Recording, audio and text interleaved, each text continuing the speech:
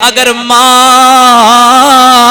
बेशक गुनाहगार हो, बेशक नेक हो, बेशक परहेजगार हो, चाहे नेक हो चाहे गुनाहगार हो, ये शर्त अल्लाह ने नहीं लगाई, ये अल्लाह के रसूल ने ये शर्त नहीं लगाई कि माँ परहेजगार होनी चाहिए, माँ नेक होनी चाहिए। नाना, माँ चाहे गुनाहगार हो चाहे परहेजगार हो, नेक हो या गुनाहगार हो, अल्लाह ने हर एक की जन्नत को माँ के कदमों में रखा है।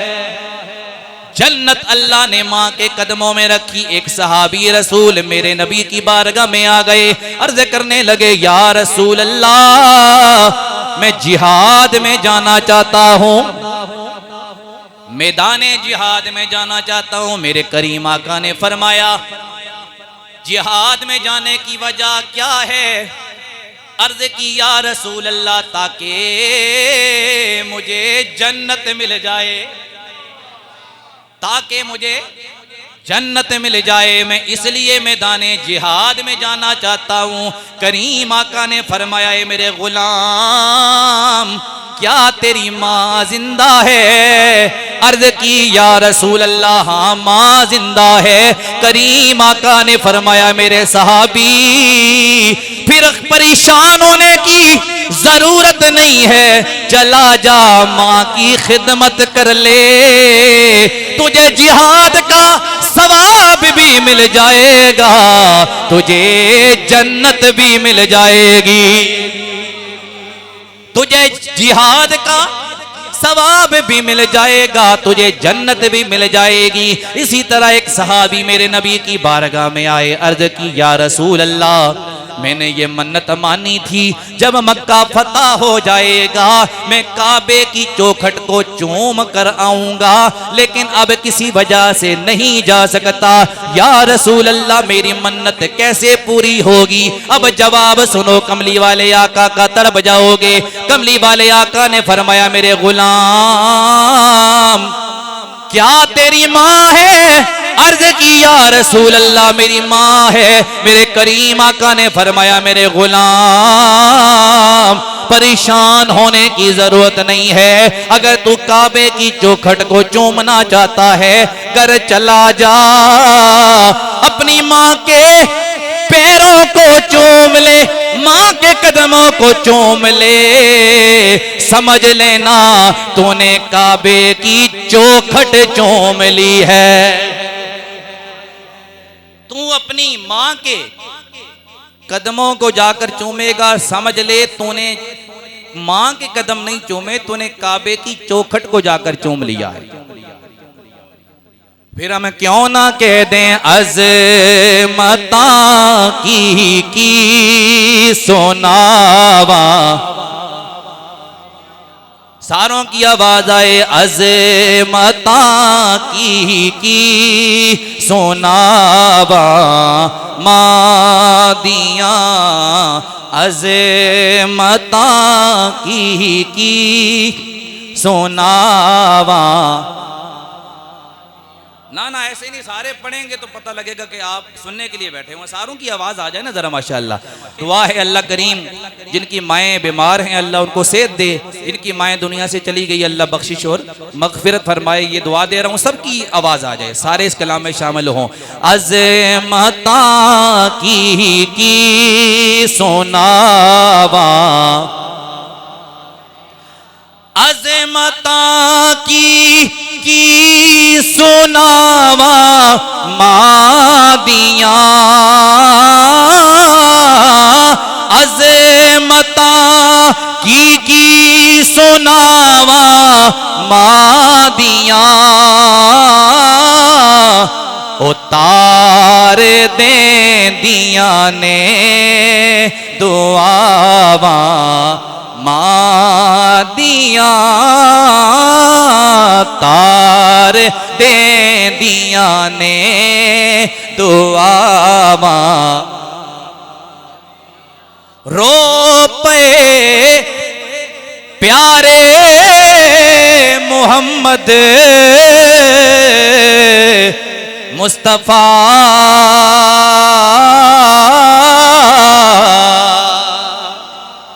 रो पे प्यारे मोहम्मद मुस्तफा ओ याद जद आया वफावा। सारों की आवाज आ जाए, याद जद आया वफावा। और लाल प्यारा जद तक घर नहीं आवंदा, लाल प्यारा जद तक घर नहीं आवंदा। और रैन बूहे ते निगावा मां दियां, रैन बूहे ते निगावा। और ये तो तुमने आम इंसानों की माँ का जिक्र सुन लिया। वो सुनो, उस माँ की शान बयान करने लगा हूं जिसके शिकम में कोई आम इंसान नहीं रहा। उस माँ की शान और अजमत बयान करने लगा हूं जिसके शिकम में नबियों का इमाम रहा है। हजरत आमना तैयबा ताहिरा रज़ी अल्लाह ताला अन्हा, वो नबी की वालिदा जिनके सदके में अल्लाह ने सारी माओं को अजमत अता फरमाई है।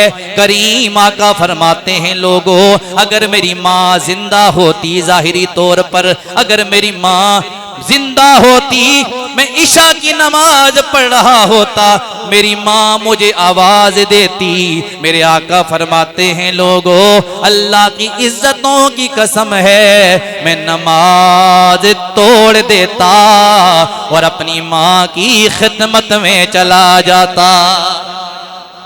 ये माँ की शान व अजमत है। और ये तो मेरे नबी की सगी माँ, उस माँ की शान सुनो जिसने मेरे नबी को जन्म तो नहीं दिया, अपने शिकम में तो नहीं रखा, लेकिन मेरे नबी की परवरिश जरूर की है। हज़रत नबी के सहाबा फरमाते हैं, हमने एक बार देखा हुजूर मकाम जोराना, एक जगह है अरब में, इसका नाम है जोराना। सहाबा फरमाते हैं मकाम जोराना पर मेरे आका गोश्त तकसीम फरमा रहे थे। इसी दौरान क्या देखा, एक बूढ़ी औरत आ गई। जब करीम आका ने उस बूढ़ी औरत को देखा, मेरे आका ने उसे देखते ही मेरे आका अपनी जगह से खड़े हो गए। मेरे नबी ने उसका इस्तकबाल फरमाया। वो बूढ़ी औरत करीब आई, मेरे आका ने वो चादर जिसकी कसमें अल्लाह कुरान में उठाता है, वो चादर जिसकी कसमें अल्लाह कुरान में उठाता है, वो चादर कमली अपनी मेरे नबी ने बिछा दी। अपनी चादर मेरे नबी ने जमीन पर बिछाई और उस बूढ़ी औरत को उस चादर पे बिठा दिया। काफी देर गुफ्तगू करने के बाद वो औरत जाने लगी। मेरे आका उस बूढ़ी औरत को अलविदा करके आ गए। बाद में सहाबा ने अर्ज की, या रसूल अल्लाह, ये औरत कौन थी जिसकी आपने इतनी मोहब्बतों का इजहार किया और इसका इस्तकबाल किया है? करीम आका ने फरमाया, मेरे गुलामों, ये कोई आम औरत नहीं थी, ये मेरी वो माँ थी, वे मेरी वो माँ थी जिसका नाम हलीमा सादिया है। क्या नाम है जी? हलीमा सादिया। फरमाया ये वो मेरी माँ है जिसने बचपन में मेरी परवरिश की थी, बचपन में मेरी परवरिश की थी। अब अंदाजा फरमाएं, अगर आम वो औरत जिसने सिर्फ परवरिश की है उसकी इज्जत और एहतराम इतना है, तो खुद सोचें जो माँ जन्म देती है उसकी शान व अजमत का क्या आलम होगा। यहां तक कि एक और रवायत आपको सुना दूं। सहाबी रसूल एक शख्स मेरे नबी की बारगाह में आए और अर्ज की, या रसूल अल्लाह, मैं गुनाहगार हूँ, अपने गुनाह माफ़ करवाना चाहता हूँ, मुझे कोई तरीका बताएं कि मेरे गुनाह माफ़ हो जाएं।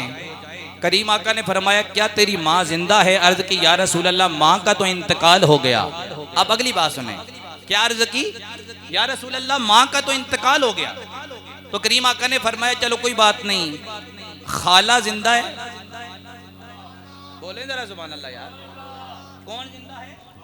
क्या तेरी खाला जिंदा है? क्या खाला जिंदा है? तेरी माँ की बहन वो जिंदा है? अर्ज की या रसूल अल्लाह जिंदा है। करीम आका ने फरमाया घबराने की, परेशान होने की जरूरत नहीं, जा अपनी खाला की खिदमत कर ले, समझ लेना तूने अपनी माँ की खिदमत की है, खाला की खिदमत कर ले, अल्लाह तेरे सारे गुनाहों को माफ फरमा दे। अंदाजा फरमाएं, खाला जो माँ की बहन है उसकी शान ये है, तो खुद माँ की शान का क्या आलम होगा। यानी फरमाया कि खाला जो है वो मिसले माँ है, यानी माँ की तरह है, माँ के बाद उसका मकाम है। और इसी तरह जो चचा है वो बाप की तरह है, मिसले बाप है, मिसले वालिद है, यानी बाप की तरह उसकी इज्जत और एहतराम करनी चाहिए, क्योंकि वो आपके बाप का, आपके वालिद का सगा भाई है, तो उसका एहतराम है। तो अल्लाह के महबूब नबी ने ये रिश्तों का एहतराम, माँ बाप के रिश्तों का एहतराम इस तरह सिखाया है।